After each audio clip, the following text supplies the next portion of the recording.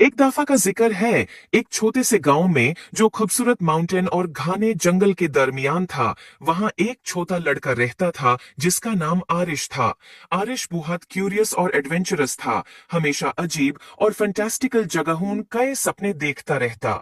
एक दिन गांव के किनारे की सैर करते हुए उसने एक रास्ता देखा जो उसने पहले कभी नहीं देखा था। ये रास्ता एक पुराने जादुई घर तक जाता था जो फूलों से ढका हुआ था, और एक गार्डन जो जादू से चमकता था उसके इर्द गिर्द था। आरिश खूफ और जोश से घर की तरफ बढ़ता है। जैसे ही उसने दरवाजे का हैंडल छूने की कोशिश की, वो एक गरम सुनहरी रोशनी से चमक उठा। दरवाजा खुद ब खुद खुल गया, जैसे कि वो उसको बुलाता हो। अंदर घर अजीब और शानदार चीजों से भरा हुआ था। किताबें जो राज बताती थीं, पेंटिंग्स जो हरकत करती थीं, और फर्नीचर जो अपनी ही धुन पर नचता था। जब आरिश घर को देख रहा था, उसकी मुलाकात एक बारी उल्लू से हुई जो बोल सकता था। उल्लू का नाम ही ओलिवर था।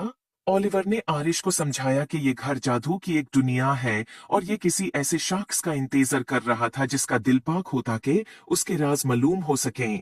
घर का अपना एक मैजिक था जो अपना जादू उन लोगों से शेयर करना चाहता था जो इसके लायक थे।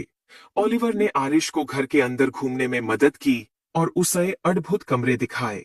एक गार्डन जहां फूल मिलकर गाते थे, एक लाइब्रेरी जहां हर किताब एक अलग दुनिया का दरवाजा थी, और एक रसोई जहां मसाले और इंग्रेडिएंट्स खुद नाच कर खाना बनाते थे। हर कमरा एक नया राज था और आरिश ये देखकर बहुत खुश होया। लेकिन घर ने आरिश के लिए एक छोटा सा इम्तिहान भी रखा था।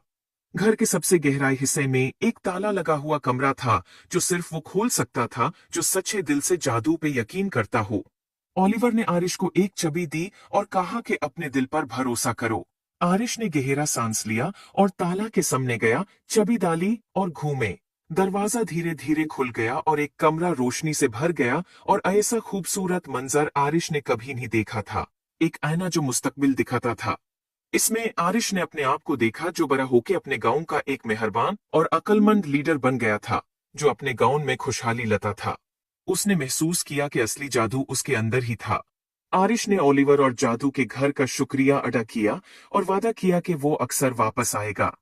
और इस तरह आरिश और जादू का घर सबसे अच्छे दोस्त बन गए, और उनकी दोस्ती